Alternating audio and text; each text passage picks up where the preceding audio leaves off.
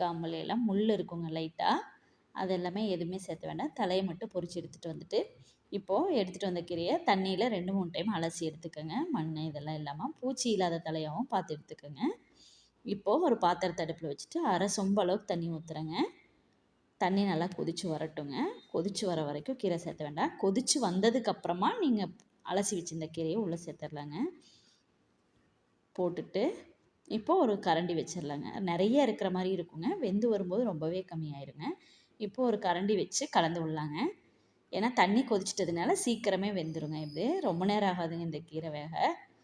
இப்போது நமக்கு வந்து பார்த்திங்கன்னா 2 3 நிமிஷத்துலேயே வெந்த மாதிரி ஆயிருங்க.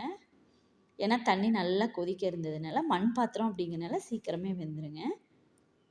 இப்போது தண்ணியில் நம்ம கலந்து விடும்போதே பாருங்கள் கீரை எந்த அளவுக்கு எல்லாமே சுருண்டு வந்துருச்சுன்னு. இதே நம்ம அப்படியே விட்டோம்னா அடியில் இருக்கிற கீரை வெந்துடும், மேலே இருக்கிற கீரை வேகாதுங்க.